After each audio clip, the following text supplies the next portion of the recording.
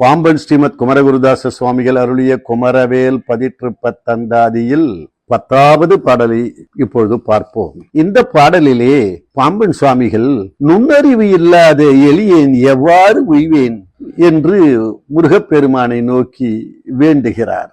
அந்த பாடலில் என்னதான் கூறுகிறார் வாருங்கள் பார்ப்போம். தேவே செம்மணி சுடரே சிதாகாச செஞ்செழுஞ்சுடரே இதய சிதாகாசமேவு பூவே அப்பூவில் அமர் குகனே உன் கண் பொற்போடு என்னை நோக்காதோ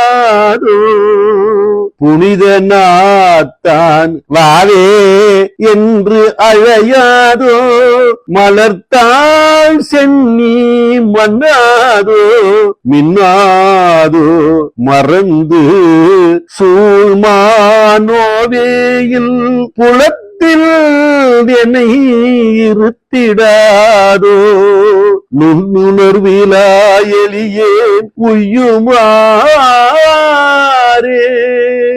இந்த பாடலின் அரிய கருத்து, தேவனே சிவப்பு மணி ஒளி சுடரே ஞான ஆகாச வெளியில் சிவந்து விளங்கும் செழிச்சுடரே உள்ளம் எனும் ஞான வெளியில் விளங்கும் தாமரை மலரே அம்மலரில் அமரும் குகனே உனது கண்கள் பொலிவோடு என்னை நோக்காதா உனது புனித நாவானது என்னை வாவென்று அடைத்திடாதா உனது மலர்த்தாள்கள் எனது தலைமேல் சூட்டப் பெறாதா சூட்டப்பெற்று எனது தலையானது விளக்கம் பெறாதா இந்த மண்ணுலகை மறந்து சூழ்கின்ற பெருமை கொண்ட துன்பமில்லா இடத்தில் என்னை இருக்க செய்யாதோ நுண்ணறிவு இல்லாத எளியேன் உய்யும் வழிதான் யாது கூறி அருள்க என்று பாம்பன் சுவாமிகள் முருகப்பெருமானிடம் வேண்டுகிறார். நாமும் கூட நாம் உய்வதற்கு முருகப்பெருமான் வழிகாட்ட வேண்டும் என்று முருகப்பெருமானையும் பாம்பன் சுவாமிகளையும் பிரார்த்தனை செய்வோம். வாருங்கள். நன்றி, வணக்கம், வாழ்க.